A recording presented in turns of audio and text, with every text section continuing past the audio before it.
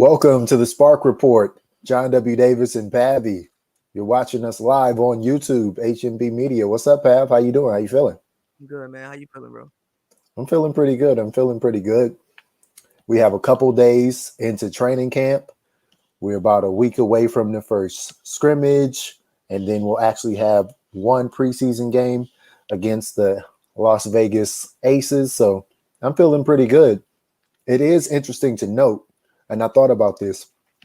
So when we look at this roster of currently 14 to 15 players, okay? This roster of 15 players, there's literally only 4 of the players that you and I have ever interviewed in person. That's kind of fun though. Well, okay. Well, for one, this season, I still don't think we'll be interviewing people in person. And I don't think we'll get back to that. Well, that we've ever met in person. Yeah. That's what I'm saying. Like, there's that much turnover on this team. Yeah. The only people that you and I have ever met in person will be Chene, Neka, Sydney Weiss, and Bediva. That's fun though. It's fun though. Like I even mentioned this a long time ago. I kind of did think it was time for kind of a regime switch in Los Angeles. And again, if you're gonna actually, hire Fisher and you also made him the general manager, you got to give him his ladies and the people that he wants, the roster that he wants, and get the team that he feels good about having. So I'm excited. We done been through this millions of times throughout the all season. People think that it's kind of a lost year for the Sparks. I don't think that. We can get into what they talked about in training camp, but to me, that's exciting. Like I'm really excited to cut on the TV and not 1000% know what to expect. In theory, that's good, but in a 12-team league, that's very scary because if this doesn't go right, you could easily be the 10th or 11th or even the 12th team in the league. I think they have enough. You could literally be the worst team in the league if this doesn't go right. I think they have enough time. Not saying they will, but I'm just saying, like, there's not much room for error. There's not much margin for error in the WNBA. Of course. But I will say that when you're adding Christy Tolliver back, who is, we've talked about this before, you can't really count 25 players better than her in the league, okay? And then when we talk about Chiney Agumike, who, if you look at her statistically, although she's only played 4 full seasons, the fact that she is one of the, I think, I was just looking at it, one of the top 25 most efficient players in the league's history. Like, she's had seasons where she shoots above 60% from the field. Like, that has to count for something. Efficiency counts for something in my book. So when you got a combination between Janae and Neka, their family average field goal percentage in the WNBA is probably about 55%. Which is crazy. Crazy. Right. You got your 2 post players making 55% of their shots on average, sometimes 60%. Like, that's a pretty good start. And then you got a backcourt that can play on and off the ball. Tolliver and Weiss. You got Brittany Sykes, who is going to start. Like, you got a pretty good starting 5. And then when you have the ability to have some of these players coming off the bench, you got Taya Cooper, who is going to be on this team and come off the bench. You got Zowie B, who is a willing shooter. Like, how good is it to have a willing shooter? She may shoot too much, but she is a willing shooter. She is also a willing shooter in Los Angeles. We were both there for her career high. She is also a willing shooter in Staples Center. Her best games are in LA. Whatever it is about Staples Center, I don't know if it's the lighting, I don't know if it's the sun. She see the palm trees, start relaxing. But whatever it is about Los Angeles, when she in Los Angeles, she turns it up a little bit. But I will say this, Pav, we might not see that Zowie B turning up until after the Olympic break. Because technically they start the season at the LA Convention Center. One thing about the Olympic break is I don't know if we're gonna have Olympic break this year. Even I know I've been seeing like some report. Well, again, I don't know. I have no idea. You can ask me. But I've Go been, ahead. but I've been You seeing know I like, follow the Olympics. You know I've been. So go ahead. yeah, Let's but I've talk been about seeing it. some like reports that say like I think Japan declared like a level 3 COVID warning.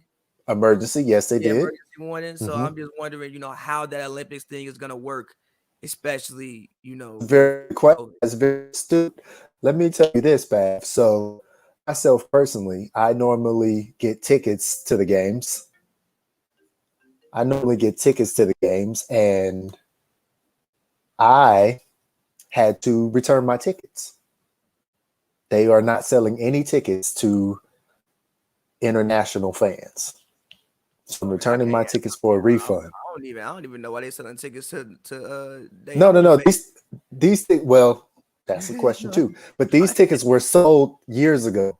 Like these Yeah, tickets were bought 2 and 3 years ago. Okay. of course. Okay. So they are saying international fans can't come. And then whenever they release polls of the public there, they say overwhelmingly that they would rather not have it or postpone it. Mm-hmm. But there's so much money involved in the Olympics. Yeah. There's so much money that they've already invested. They've already invested most likely tens of billions of dollars for all of the infrastructure needed for the games. Yeah. They've already postponed it a year. They have all of these stadiums ready. They have everything ready to go. And they have a huge broadcasting deal in the billions of dollars. So if it doesn't happen, all of that money you spent is for naught. And all of that money you will get for hosting it, you won't get. So So basically, what you're saying is money talks. Capitalism is gonna win out, and most likely we have no Olympics. Come hell or high water. most likely we are having the Olympics, and you've seen scenarios where teams and sports and leagues can play in a bubble. Mm-hmm. The Olympics, we're not talking about a 3 month long thing. The Olympics is literally a little over a fortnight, 2 weeks, I mean, 2 weeks, and it's done. isn't historically the Olympics kind of like a bubble anyway? Like they have the Olympic Village anyway, and They that's kind of do. where all the players stay. So isn't it? They It do. wouldn't even be that much Most of of a them, they don't difference. all stay there, but yes, Okay, traditionally, most of them stay in the main Olympic Village, and then they'll have some sub ones. Sometimes certain countries don't want their athletes to stay at the village, so they'll arrange their own housing. But yes, it's not general population housing, it's makes sense. separate. Um, they have separate places to eat, separate entrances. Like they don't necessarily have to interact Makes with sense. fans if they don't want to. Makes sense. So, yes, it kind of does happen in a bubble in its own way. You're right. That's a very astute point. So, I think the fact that the WNBA waited so long to release the schedule and the schedule has the Olympic break in there Mm-hmm. makes me think they're going to have it Okay. Okay. because all of the things I mentioned, as well as just the fact that it's already been postponed a year. Mm-hmm. The next Olympics is the Winter Olympics, which is scheduled to happen in February 2022 in Beijing. Yeah. And then Like after that, you may as well just cancel the Olympics after that you because might as well cancel the summer, yeah, because you're not going to have a Summer Olympics in 2022 and then and have one. then turn around and have another Summer Yeah. Olympics in 2024 in Yeah. Paris. Yeah. You're Just not going to do that. yeah. So you're either going to do it or you're not. And everything is trending towards the fact that they're just going to go ahead and figure out how to do this. I will also note that when Japan says they have a certain level of emergency with COVID, their numbers are still significantly lower than Oh, yeah. anything we saw per capita here in the United Yeah, States. yeah. It's like, what does that mean? Because like Japan will shut a whole city down because they have 4 cases.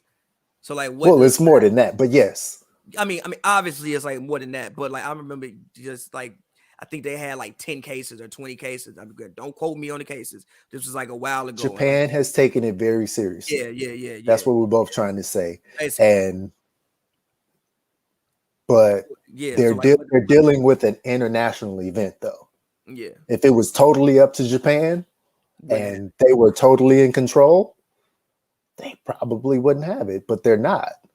Yeah, Like when you sign up for the Olympics, this is it's a world event. It's a global event. And also, you got to think about it like this, man. They haven't had the Olympics there since the 60s. Yeah. So, and who knows when they'll get it again if they don't have it this time. Yeah, and then companies and advertising dollars, like, I mean, you know, the money you get, the money Nike is probably putting into it, the money whatever Japan company is putting into it. Like that's The you're money right. everybody's putting into it. And the Olympics are actually a good thing for the WNBA. Of course. Because basketball is one of the premier events for the Olympics. Yeah. Not only will they have 5-on-5 basketball, but now they're going to have 3-on-3 basketball. And inevitably, some of the 3-on-3 basketball players will be WNBA players from the USA and various countries, as long as USA can qualify later on in May.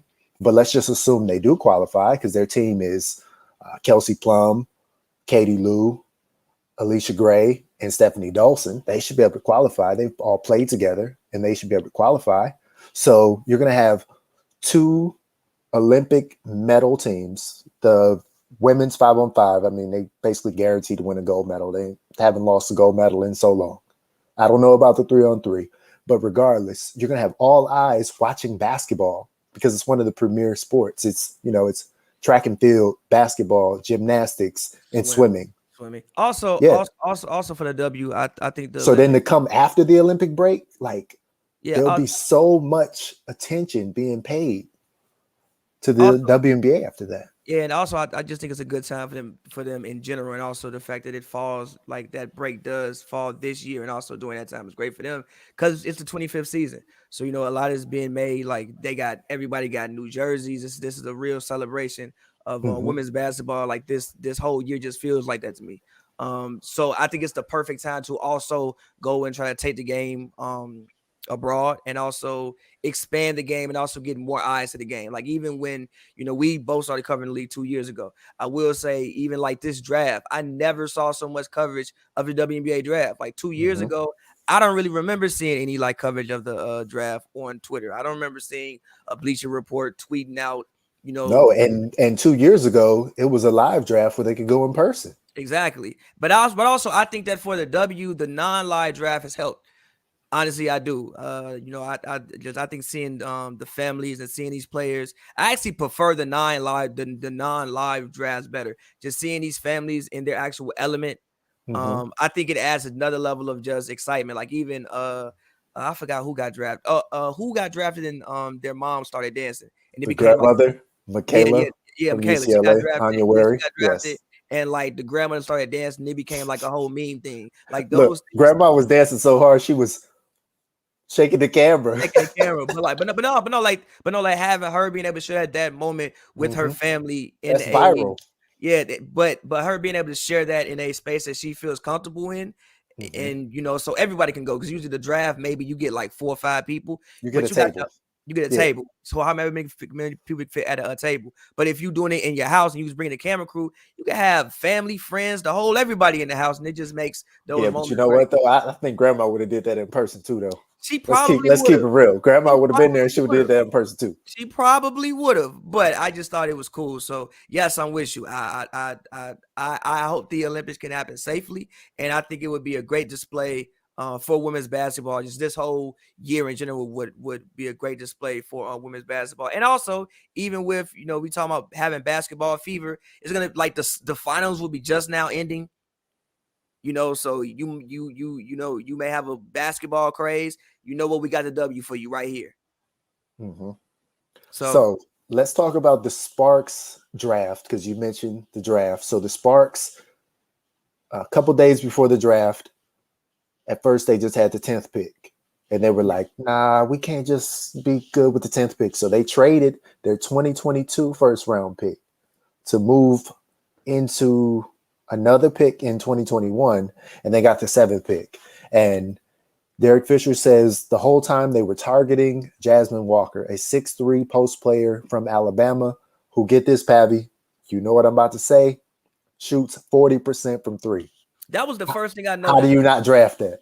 Like that was like the first thing I noticed, even when I just saw like when they did the draft monologue. I'm like, oh, she can shoot, but like she has a Right, great form. Like it's like it ain't right, even like she had a great form. Like somebody has taught you how to shoot. She is a pure shooter, which is right, something the Sparks need more shooting. You know, right, we didn't sat here for years and said everybody in the W needs to be shooting. right. She shoots like a 6'3" person would shoot, Exactly, not a 6'3" post player. She exactly, just shoots like a 6'3" person. exactly. Okay. So you got Jasmine Walker, who, if you trade up and into the draft for her, she better make your team. I'm assuming yes. So I am assuming let's check, put her on the team. yes. And then with the 10th pick, the Sparks draft Stephanie Watts, who had spent some time at USC. She started at UNC in North Carolina, Chapel Hill, transferred to USC, and then transferred back to UNC. Ended up spending about 6 years in college. So she's 24 already. So she's ready to go. But that was another person that they targeted, a 5'11" guard who in the past has shot better than she shot before, but like a big guard. Like we always talk about size and height and what the prototypical player is going forward. Like she looks like it. I will say that even from just the media days that Fish, the media availabilities that Fish did over the winter break, I guess you want to call it, when he talked about speed, athleticism, size, and versatility, his draft picks I think definitely spoke to that. Exactly. So he told us what the blueprint was, and it sounds like they executed on this blueprint. And then the third pick, who was invited to training camp, and this will be Forever 7 Fresh's question, asking why is Arilla Quirantes not in any training camp footage?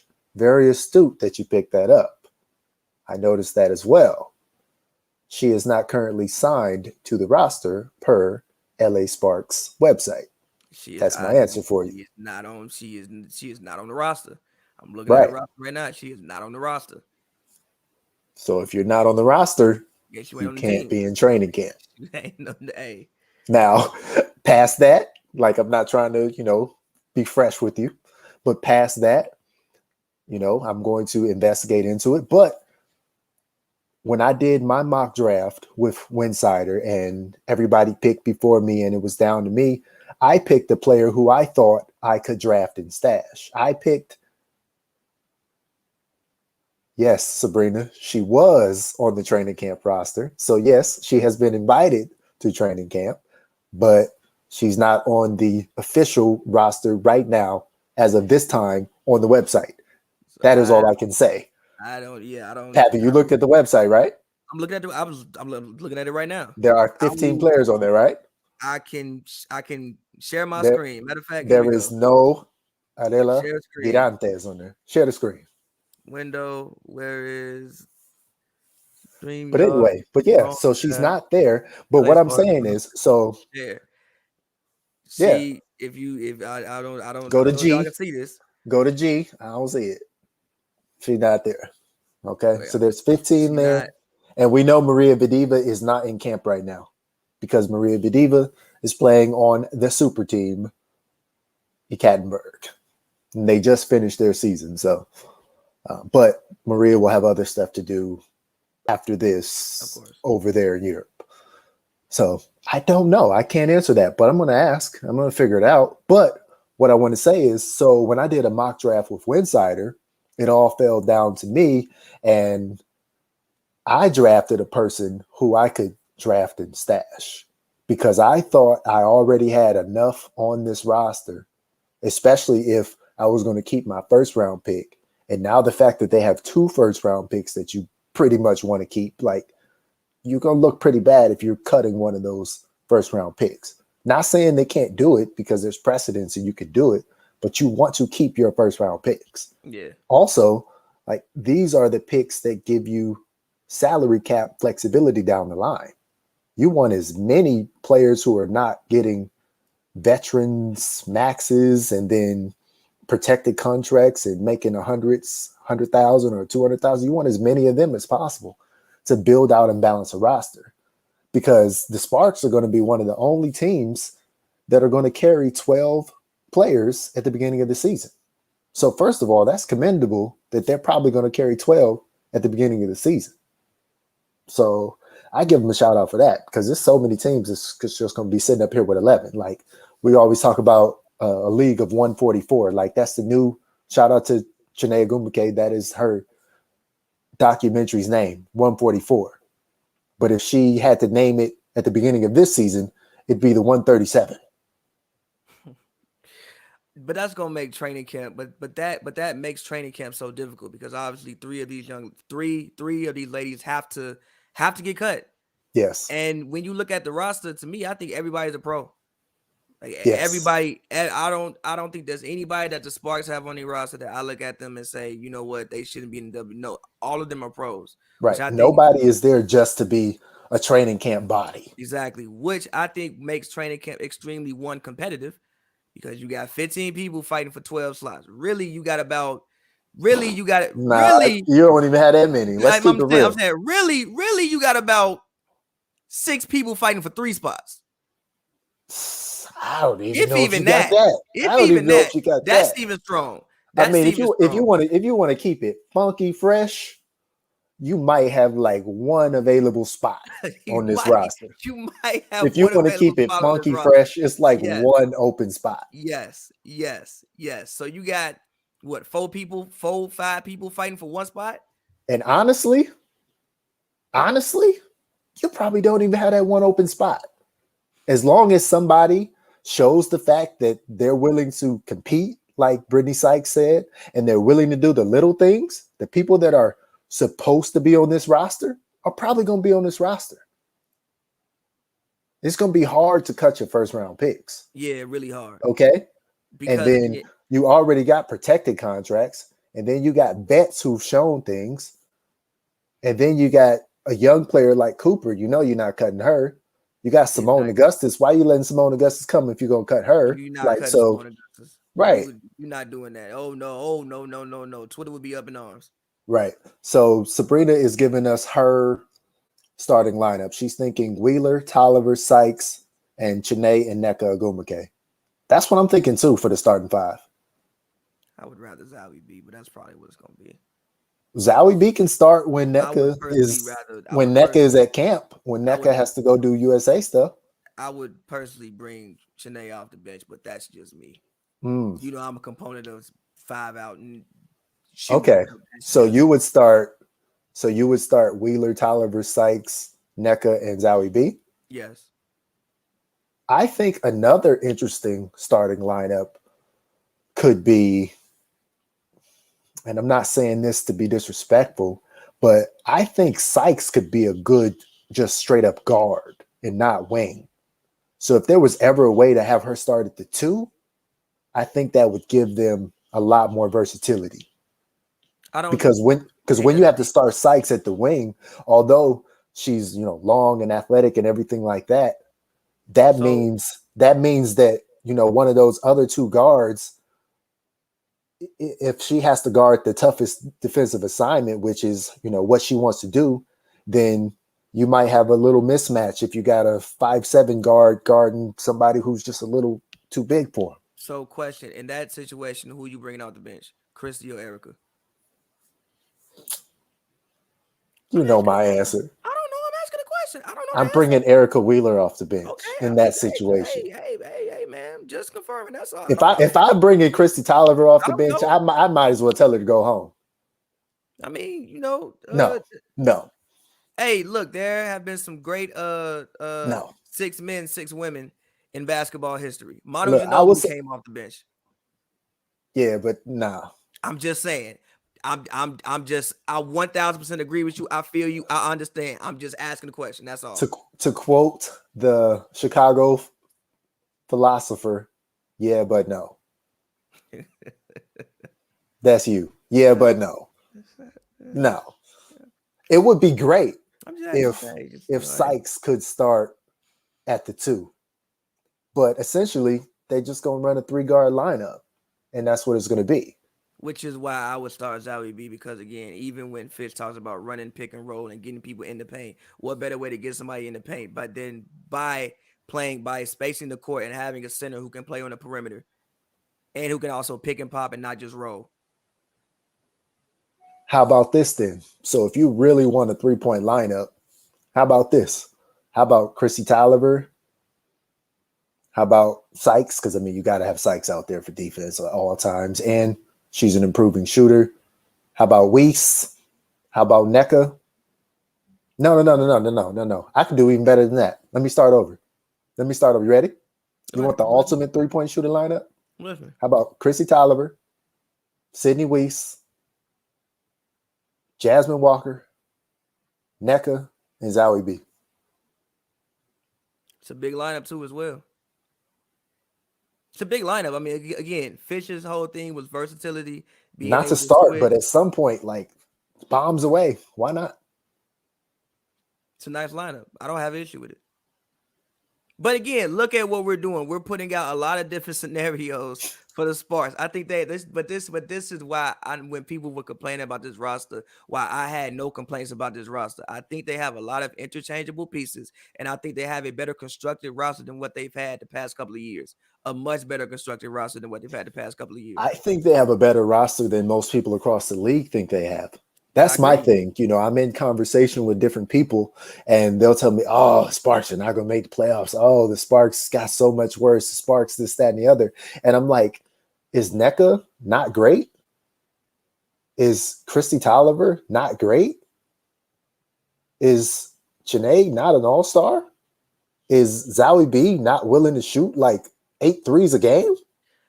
Is Brittany Sykes not on all defense? Like, is Erica Wheeler not an all-star MVP? Like, these are ball players. I also think that with this roster, everybody will be playing more so to their position strengths. You know, I do think that when you have a player like Candace, obviously she can handle the ball and you want her to do so much. But when you want her to do so much and you basically kind of putting her in the backcourt, you're taking your guards and you're putting them in places on the court that maybe they aren't the most used to playing at. Mm-hmm. So I also think that the ball will probably move better. I think maybe, you know, you might get more ball movement. And again, I think that we can actually see what Fisher's system is and what his vision for running a team is this season more than we maybe have in past seasons, personally. We'll have to. And I think he gives himself 2 years to figure this out. Because when you look at all the contracts, nobody has to be here past 2 years. If there's not trending towards a positive turn in the team, like, you do some real evaluations at that point. Because again, it's a 12-team league. Like, you can't get like 12 years to build a team. Question. So what for you would be for the next 2 years success for Derek Fisher and the Sparks organization? You have to make the playoffs both seasons, and he needs to make a WNBA semifinals. Like, you got to get past the second round. So he's got to get back to making the semifinals. Like, yes, they technically made the semifinals the first year in 2019. Which I thought was a good season. I don't know why everybody. Yeah. So you got to get back to that level. The way that season ended is not the way the full season went. When you add in all the injuries and everything that they went through, the way it ended was not the way the full season went. So semifinals would be success for you for the next 2 years with the LA Sparks. At some point the next 2 years. If he gets to the semifinals this year, let the man do whatever he wants. Fair. Let the man do whatever he wants, because eventually they'll attract more free agents, because LA is always going to be LA. It's LA. It's always going to have the vibes. It will always have. It will always have the vibes. Always have the vibes. The place sells itself. They're paying you to play here. They're giving you housing to play here. And they're giving you a vehicle allowance to play here. And you're in the summertime in Los Angeles. Who does not want to come spend the summer in the You don't even have to convince people to spend summers in LA. they are getting improving facilities now that they have a dedicated practice facility that has like, the proper weight room right there, right off the court in Glendale. Which I am incredibly happy that they got. They're Thank going you to very much. continue to play at Staples. So wait, Everybody loves playing at Staples. questions. Let's not gloss over this because this is one of the. I remember having this conversation with in past years before. So this is their own dedicated practice facility, meaning the players can access it whenever. I don't have the answer to that. I would hope so. And when I say dedicated, I mean it's a place that has enough courts and enough resources to actually be a legit practice facility. That's what I mean by dedicated. I'm just mean that when I'm not sure if they could show up on their off day and shoot. I would hope so. Hopefully, but if they can, this is a way to get better. Like you can get better not on company time this way. Let's say you had a bad game. Okay, but we don't have practice tomorrow. If, I can't go get up 200 shots, then that means the only time I can get better is actually at practice. Right. That's usually not how greatness happens. So, and I remember we had this conversation a while ago. We had a theory that one of the reasons why the Mystics shot so well was because they, I think practiced and played at the G League facility. Meaning they could probably go in there whenever they want to and get shots up. Yes. That's why the whole team can shoot well. So I hope that you can probably go in there whenever you want to. You can walk in there at 3 a.m. get shots up. So I hope that this place is a dedicated practice facility that the players can go to whenever they want to and get better. Another interesting thing that I heard from Derek Fisher during the first couple of days of media is, he was saying that he was thankful for that facility in Glendale, but also that there'll come a day when the LA Sparks have their own specific practice center, training center, like a team specific center, because I think it's moving towards that model. That's what the Las Vegas Aces are planning on doing. The team that they're going to play in a scrimmage that won't like count, but then a preseason game that's actually going to count. That's going to be their two opponents in May. And so like they have to get to that level, but also by getting to that level, you bring more value to your organization. Like your team is worth more money if it comes with its own practice facility and a training facility. And, things like that come with additional revenue in the league. So when they get the opportunity to renegotiate their broadcast deal, like all the teams should have access to a lot more capital. And they don't have to spend their own money to do it. I 1000% agree, but like I've had this discussion many times on Twitter. Like if you let's take the NBA for example. I think it was constructed in 1949. It's either 49 or 51. The first 25 years that drops you back in this. I don't even think you at the merger yet. If you take the first 25 years, you're not. And people had jobs in the off season.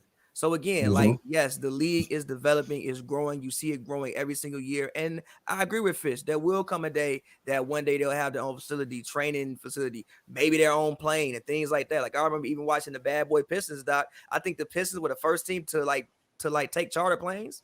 They were Detroit basketball. Can you imagine showing up to the airport and Larry Bird just sitting next to you? Because he's on a commercial flight.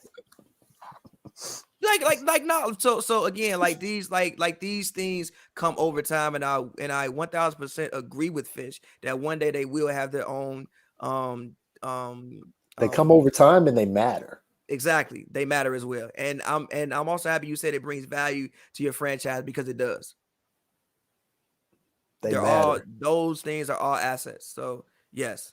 So we have another comment, and they're saying that they believe the Sparks have improved from the guard position. Yeah, I agree. And a comment says that Chelsea Gray did not fit with the new system. That's what you kind of were saying, right, Pav? Yes. Not kind of. That's what you were saying, right? Yes. No slight to Chelsea. I think she's a great player, but from what I watched a lot of times last year, she wasn't the best shooter. So, there was certain times last year where they went under every single screen. because she just was. I don't know what she shot from the 3% last. I don't have it right in front of me, but it It wasn't was good. low. It It was was low. very, very low. So she wasn't the best shooter. So again, if Fish wants something that's versatile, moving the ball, and she's more of a ball dominant isolation type scorer who's not the best shooter, that doesn't fit. And I do agree that they got better. They actually have guards. But you know what though? Like, to keep it real, I hate to go back to this every single time, but I will for new viewers and new listeners. They just needed Christy Tolliver last year. That's literally what she needed. She literally needed a partner in the backcourt. And that's no slight to Sydney Weiss. That's no slight to Brittany Sykes. But she needed a person like Christy Tolliver, who you know for certain can do all the things with the ball that Chelsea Gray can do. Yes, but also that goes back to like when when you take bigs and you put them in the backcourt, then you kind of got the guards playing on the wings. So it's like I do just think that in general this team is just much better constructed. When I look at them from a basketball perspective and as a basketball roster, I think I think their offense will be much better this year. The defense, I think it'll still be good. Obviously, you lost defensive player of the year in Candace Parker, but I think that I could be wrong, but I think their offense will be much better this year.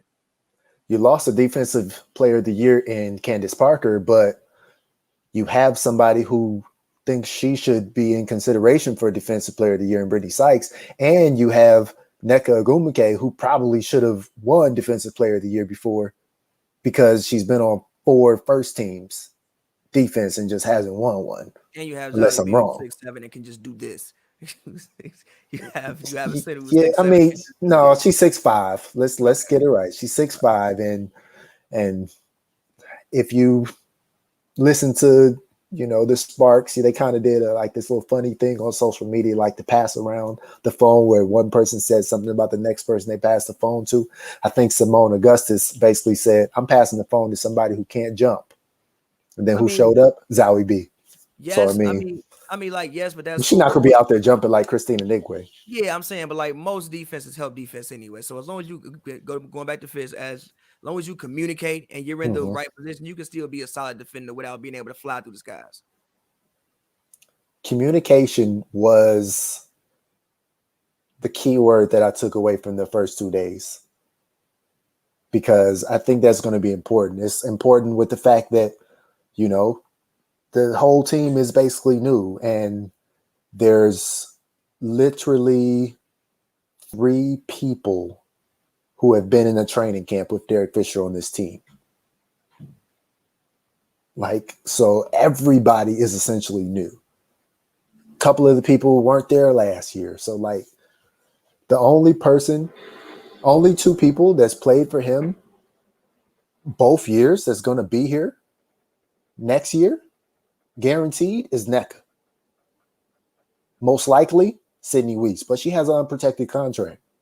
So there's no guarantees in that. She should be, but there's no guarantees in that.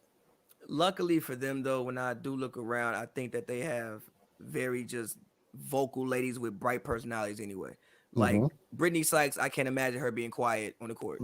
Nope. I can't imagine Nneka being quiet on the court. I can't imagine Shanae being quiet on the court. So luckily for them, even though yes, it's gonna take time, obviously, but they still have people who I think will at least just tell somebody like, "Yo, I'm behind you. I'm behind you." Scream. Just the simple and small things like that go a very, very long way. Right.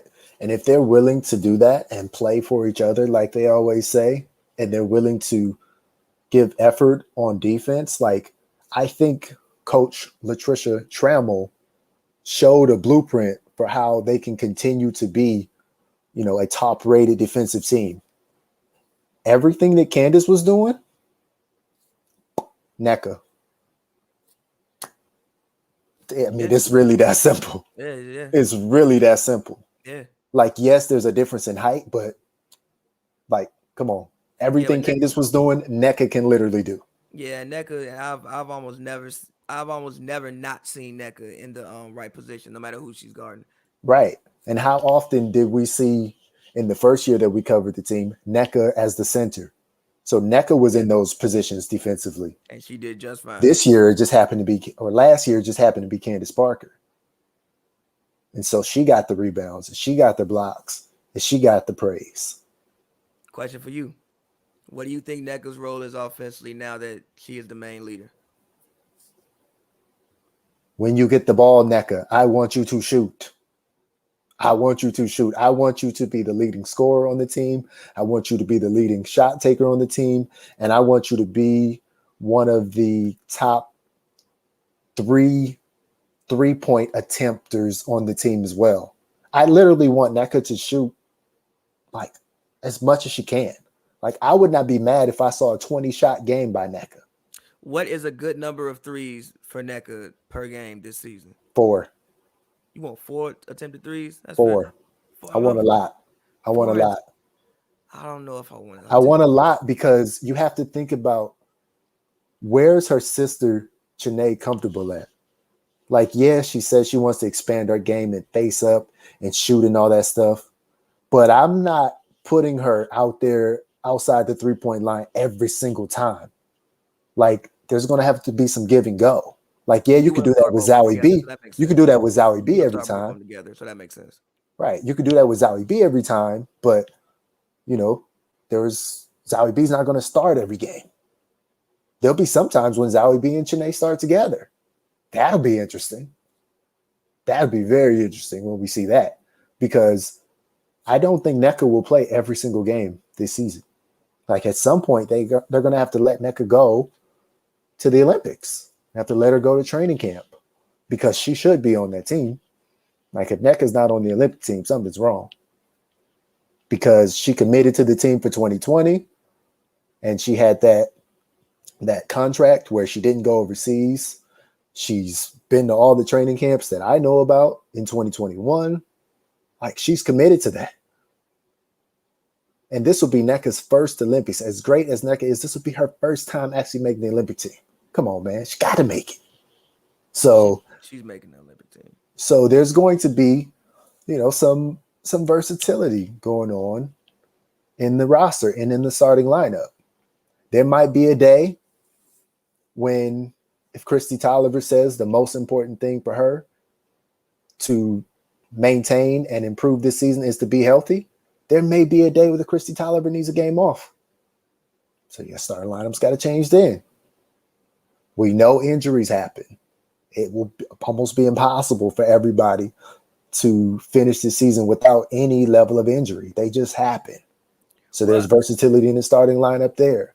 Well, I have another question for you then.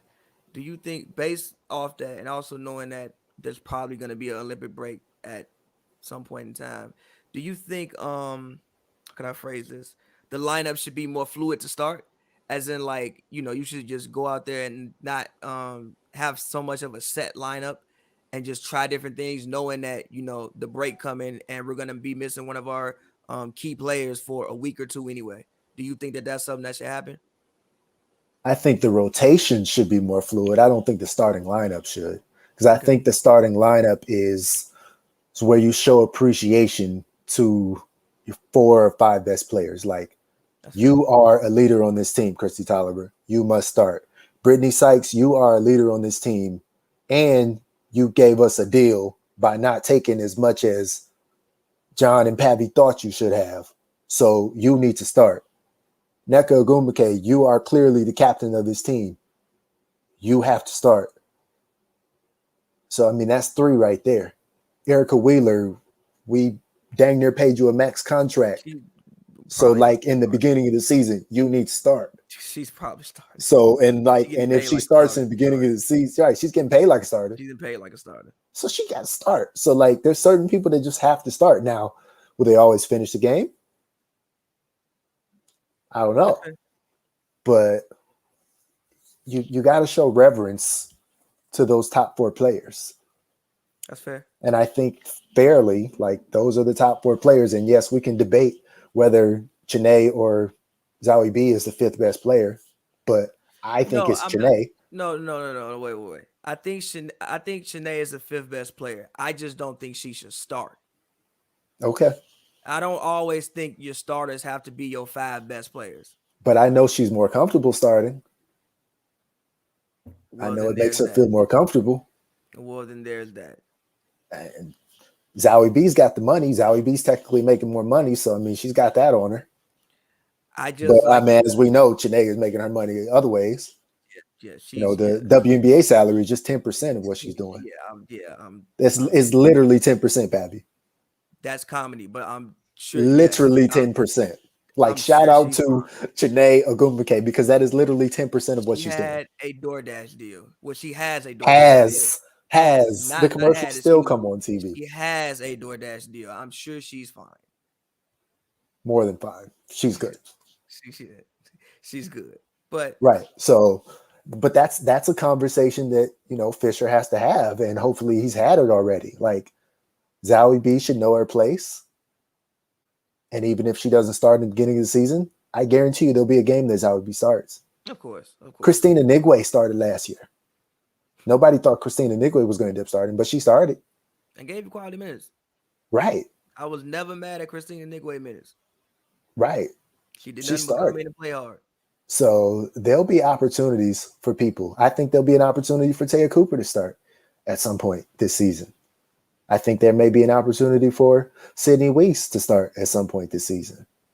The only person who I don't think will really have an opportunity to start is Simone Augustus, just because she came off the bench last season, and like you're maintaining. Right. Yeah, that's how that you don't bring her over at her stage in her career to go out there and play 25, 28, 29, 30 minutes. Now, is Simone Augustus on the court at the end of a big game, a key game? Sure. Why not? Yeah. But she doesn't have to start. Like, I think she's proven that she doesn't have to start. And so if she's proven that she doesn't have to start, like, you don't have to rock the boat with that. Yes, okay. Zowie B is getting paid like she's a starter, but I don't think she is. Pabby thinks so, but I don't think so. I'm going to start Zowie B, bring Chanae off the bench. I only think Zowie B is getting more money than Chanae, because Chanae didn't have to take that much money to be on the team. Plus, she wants her and NECA, like, they want to have 12 on this roster. If they wanted more money, they could have got more money, and then they would not have 12 on this roster. And instead of this being the League of 144 or the League of 137, it'd be the League of 136, because Sparks would be just another team with 11 players. Yeah, 11 players. Which is awesome. I'm gonna count it up at the beginning of the season, and we're gonna name an episode however many players actually in the league under contract at this time. Let's do it. Because it's not gonna be 144. No way, no how. I guarantee you. And again, I also want to clarify, I do not think their 5 best players are the people who I think should be starting. I think, like I said, I think their 5 best players are Chanae, NECA, Brittany, Erica, and Christy. But I just schematically, wanting to play 5 out, wanting space on the court, wanting driving lanes, I would like to start Zowie B. And I also love Chanae's energy off the bench. But what if Chanae shoots threes? What if she's Chanae 3.0 and she's shooting threes? Now look. What if she's making 1 out of 3? What if she can make 33% of her threes? I was gonna say, like, look, now if she has added in time that we haven't seen, because obviously we can't go to practice, so we don't know what's really. It's been 2 whole years. Exactly. So look, we don't really know what's going on behind closed doors. I don't know. I haven't seen a workout train. I don't know. But if she can come out and shoot 33 to 35%, okay, start her. That's fine. I have nothing. Because as great as Zowie B is, Zowie B's 3 is not going to be that much higher percentage-wise. It's just the fact that she's a willing shooter. Again. And the fact that for some reason she catches the Holy Ghost in Staples every time she goes to Staples. But they know Holy Ghost catching until middle of August, though. It might be the palm trees. They park in the same lot. Well, look, they better put some palm trees up at the convention center so Zowie B can become Zowie 3. Yes, the sky shows shy. Is Simone Augustus making the team? Is that a rhetorical question? Yes. Derek Fisher cannot be the person who ends Simone Augustus' career. Simone Augustus' career ends when she says it ends. It does not happen, especially after the offseason that they've just that's also just bad for optics. You can't do that. No, you can't. If you didn't want Simone Augustus on the team, do not sign her to a training camp contract. Don't sign her to a training camp. Don't let her come if you don't want her on the team. So going forward, until something else happens, we're going to assume that she's on the team. So that's the thing. So if you assume that she's on the team, and you assume that Taya Cooper's on the team, and you assume that Brittany Sykes is on the team, that's 3 players without protected contracts. And you already have protected contracts in Wheeler, Tolliver, who else? NECA, Janae, and Zowie B. So that's 8 people right there. Then I'm assuming, and I didn't even mention you rookies. Go ahead. Then I'm assuming you're keeping Jasmine. That's 9. Obviously, Maria's staying. That's 10. I'm assuming Sydney Weiss is. That's 11. And then there's your open spot. And are you really trying to cut the person your first round pick? Yeah. Especially if Arilla Quirantes is not in camp. Yeah. You really have no reason to move off of Stephanie Watts at this point. You have no reason to not give her time, give her a season to like really show and prove. I also think that the Sparks just need some young players in general. Obviously, she's 24, but I think they just need some young players in general. But I'll be honest though, I am intrigued by 6'2", almost 6'3", Bria Holmes at guard/wing. I am very intrigued by her size and versatility. Like I said, Fish has some tough decisions to make. This will end, but also I think that things like this will help them be even more on point when the season starts, because you're gonna have people coming into practice and competing every single day. Every single day. And I like Nia Coffey because I think she's a solid player and she has a solid build. Like, she's a strong player. Amir Coffey's sister, Amir from covering the Clippers. And then Christina Nigwe. We literally saw Christina Nigwe do pretty much everything they wanted her to do last season in the Wubble. So do you not want her on the team again? Like, so there's so that's why you're saying like literally all 15 players that are currently on that roster can make the team and can make a WNBA team. And let me add this, and I agree with Forever Fresh or Forever 7 Fresh. I would trust Augustus to hit a game winner. Most definitely. Most definitely. Most definitely. If it came down to it, yeah. I trust her. I trust Tolliver. I trust NECA. Even that, I trust all of these people to make the right play. Mm-hmm. And even going back to my communication comment earlier, Chrissy Tolliver is literally a coach. So you have yes. So you have not a coach in the making, not a coach in waiting. Yes. So you have a coach on the floor, and also I think about things like film room and just seeing things on tape that obviously coaches sit in there, put long hours in, and just watching tape. So if Christy, her being a coach doing that, I'm sure that translates to her being a player and just her going the extra mile and seeing things on film and being able to, just alert the ladies when they're on the court of what's coming. Like, for instance, let me just throw this example in. Like, I was one of the last Clippers games I went to, I think it was Rondo's second game. And they said Rondo was one of the media members had asked him, like, yo, so you were calling out the sunsets. How did you do that? He said, oh, I saw it on TV last night. I saw them run it. But just like things like that I think Chrissy Tolliver can bring to this roster that, even though, yes, you do have a lot of new pieces, still you have some great basketball minds on the team that I think can make the process move along a little bit easier.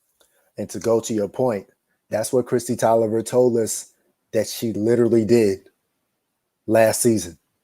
She literally just watched basketball. Just watch the WNBA. When was the last time Chrissy Tolliver just had the opportunity to just watch the WNBA? Never. Like, yeah, she's had the opportunity to just watch the NBA, but she's still working. Like, when has she had that opportunity to just analyze and analyze and analyze and analyze? Yeah. And critique and learn and pick. And now she can apply all of that. So I think her game will be better because now she's seen all the things that she can be exploiting and not having to be in the moment trying to figure it out.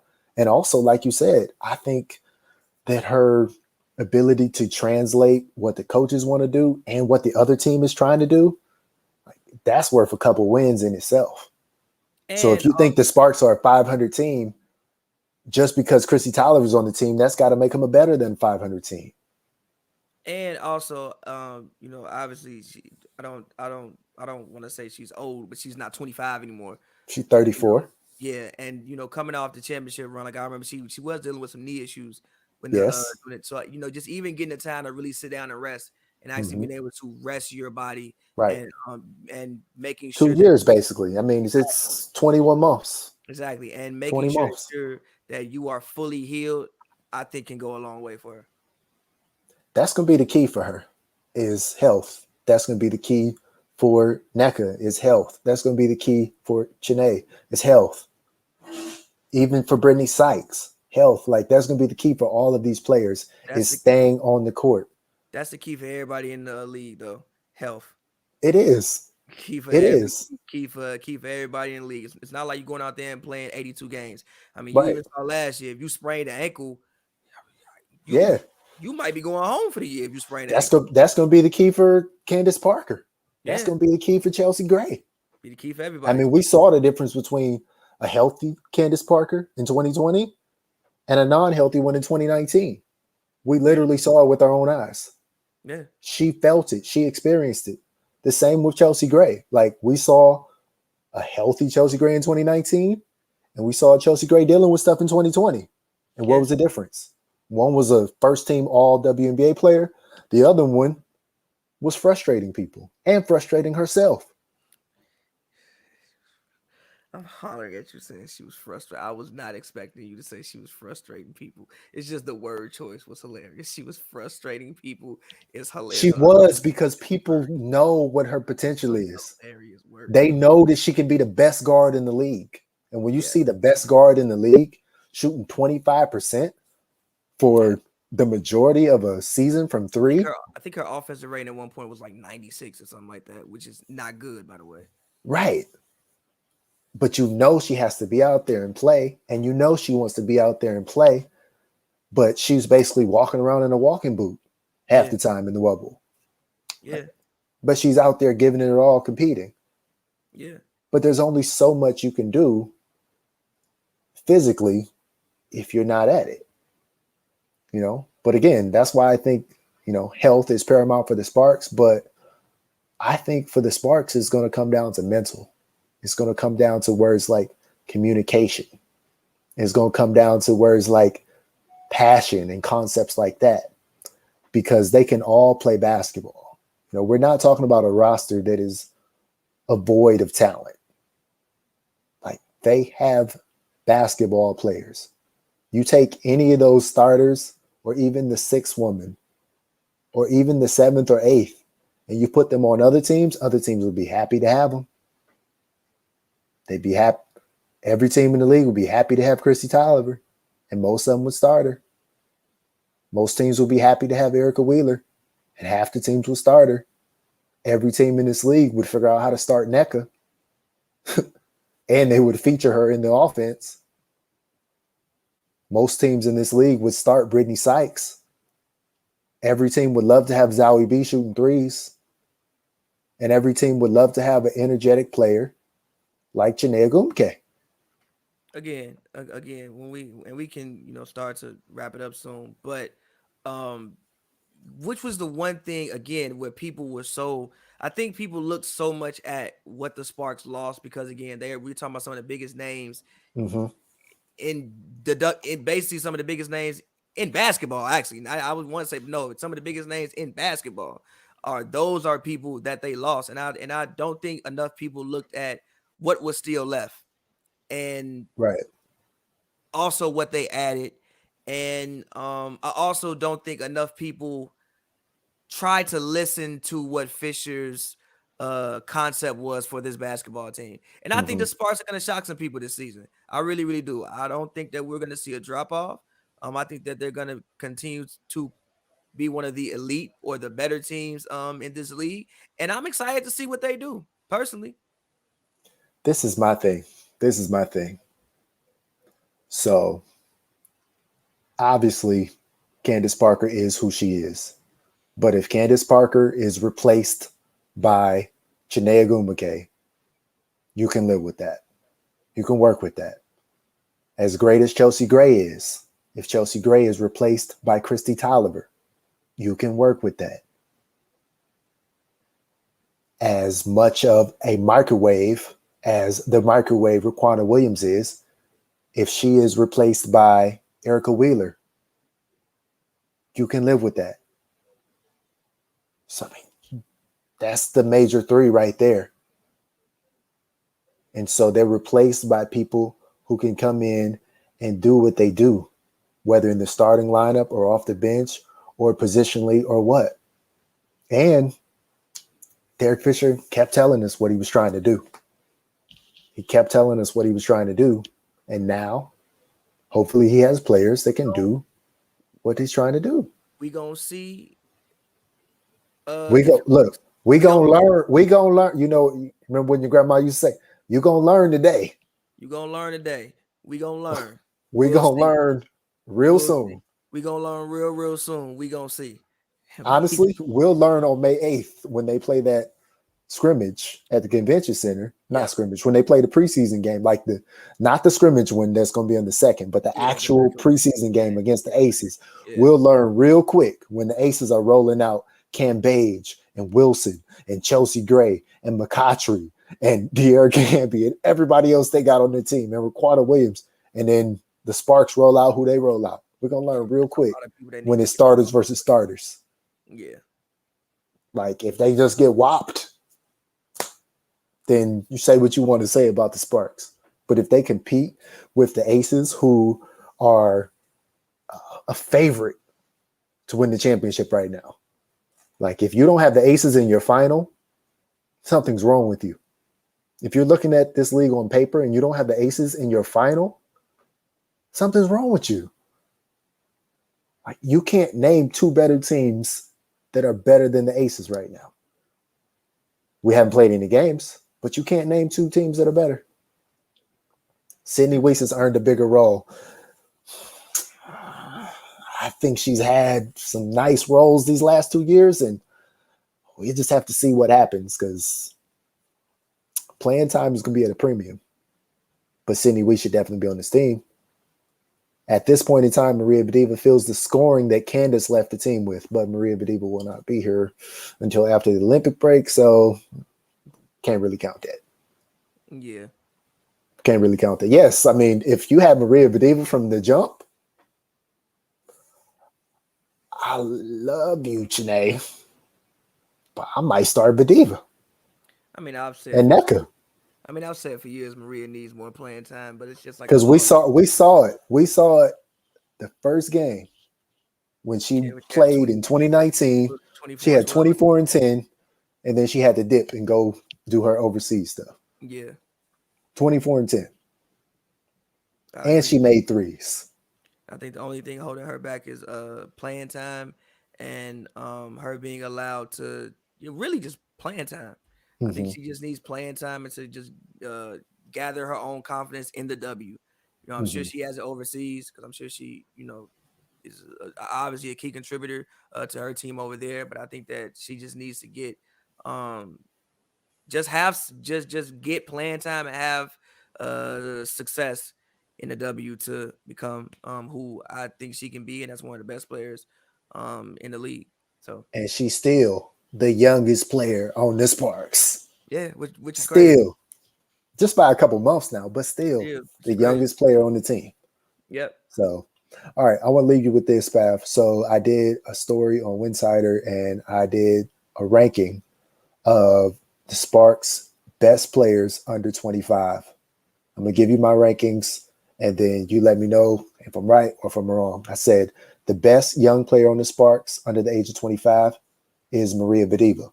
And my reasoning was the fact that they're not expecting her to come over here until basically the last few weeks of the season, yet they've already told the world they're saving her roster spot. So that was my reasoning for her. And we see what she's done when she gets minutes in Europe. on Yeah. the team with Griner I mean, and not even. John Quell Jones and Breonna Stewart and Emma Meeseman. I mean, not even just that. I mean, if you, I mean, even if you're just looking at potential, she's still the youngest one. Like True. she's still the youngest person on the roster. So I think it's a no brainer. Number 2 I had was Tia Cooper. And that was because she showed that she can play in the league already. Like she's already showed she could play in the league. And so that made her number 2 over all of the draft picks because she's got a year on her resume. Somebody may have more potential, but she's got a year on her resume. So I had It her as number 2. it depends on how you want to look at best, I guess. You know, when you talk about under 25, let's think a lot of times people talk about it in a very potential based Mm-hmm. thing. So if you want to talk about potential and you want to put Jasmine Walker ahead of her, I'm not mad at that. Okay. Also because of size, she's obviously 6'3", Tez 5'8". Mm-hmm. You can't teach size and you can't teach shooting. So I think if you want to put Jasmine ahead of Taya, I'm not mad at that. I may go Jasmine ahead of Taya, Okay. and then the rest. But definitely we obviously agree on Maria being number 1. Yeah, I'm not mad at that. So I had Jasmine third because they traded into the draft and up to get her. So I had her third for the reasons you said. Fourth, I had Arilla Quirantes because it's on the record that she was a lottery talent. That's on the record by the Sparks, and that's on the record by other teams that did not draft her in the lottery. Which could explain why she didn't. Yeah, We'll figure it out. We'll figure it out. But so I had her 4. And if somebody argued me down and said she's the best player under 25 on the whole team, I'd listen to the argument because no one else was a true, unquestioned lottery talent coming into this league other than her.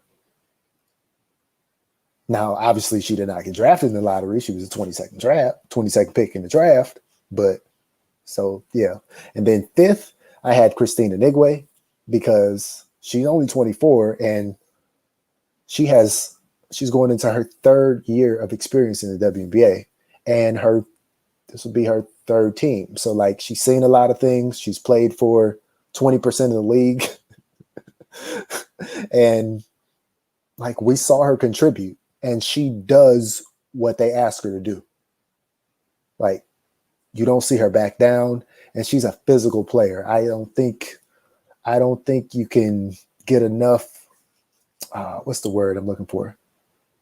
Enough congratulations or enough respect for playing physical in basketball. Because there's so many people that's just like they want to get it done by finesse. Nah, sometimes you just got to use that power. Sometimes you just got to bang and you got to intimidate people.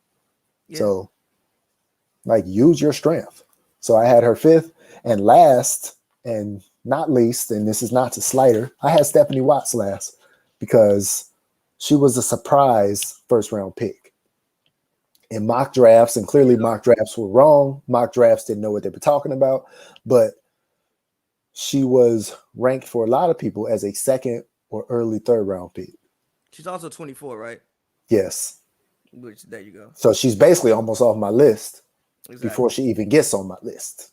When you talk about this is no slight to her as a basketball player, because I have to watch her more as a basketball player actually in the W. But she's also 24 years old. And when you making these lists, one thing that when I make under 25 lists, age factors into it. Because I mean, if you're gonna be 25 in like a year, how much potential did you really have under? So, but that should be good for her being ready to go day one. Because she's like Derek Fisher already said, like, she is a grown woman. She is an adult. Right. 6 years in college. You are an adult. Right. You ready to go. And you're 5'11", big guard. You know, you're not like a 5'11", like slightly built person. Like, got size, can play 1, 2, maybe 3 positions. Yeah. So the only thing is, I got those 6, but it's pretty much impossible for all 6 of them to make the team. Again, like I said, we have some very interesting decisions. Well, we don't. Fish has some very No, interesting. we don't, and I'm not making any predictions until I see people play on the preseason game. I mean, I gotta don't ask me for my analysis of people that I have not seen play. Facts. And how much analysis can I really give you off one game? Facts. So yeah, we'll see. So they just got to trust in themselves, trust the process, trust that they know how to evaluate talent, trust that they know that these people or these young players that they're bringing in can add something to the core players. We know who the core players are. They have protected contracts. So if you're not in that group, you got to add something and complement them. Like, you're not coming in here to take over and be the star of them. Maybe one day, but not yet. Like, there's seniority and there's hierarchy in the WNBA. That's why a lot of teams will end up having 11 instead of 12. So just keep that in mind. But I appreciate everybody watching.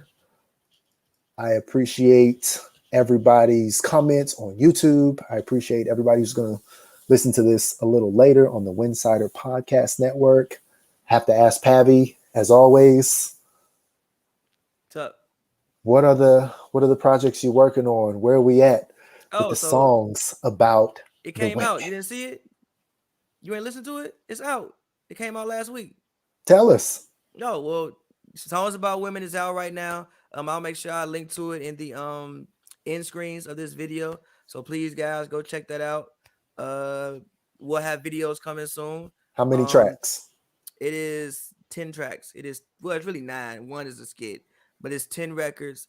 It's only 27 minutes of your time, so it's not that long. So yeah, make sure you guys go check that out. And we're trying to get Soft Lips play at a Sparks game. So we will see if it happens. You got the plug with the DJ? We trying. So we'll see. I mean, low key, we can just bring a little speaker. You can honestly, bring a speaker and just play. We can just bring a little speaker and play it at the preseason game, because they ain't even gonna know.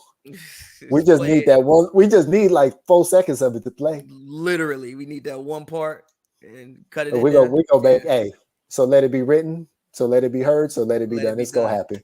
We're doing it on May 8th. I see you on May 8th, and we gonna play Soft Lips in the LA Convention Center. Yeah. Who gonna stop us? Probably not a soul. Because ain't nobody else gonna be there. Yeah, facts. It's gonna be me, you, and like 4 other people. Facts. And all the players. Facts. So, but yeah, so stick with us. You can check me out on Twitter at John W. Davis. I'm bringing you all your Sparks coverage. Also check me out on winsider.com, where you'll find my articles. And then, check me out on here, HNB Media TV, with the Spark Report. All right, y'all. John W. Davis and Pavi. Peace.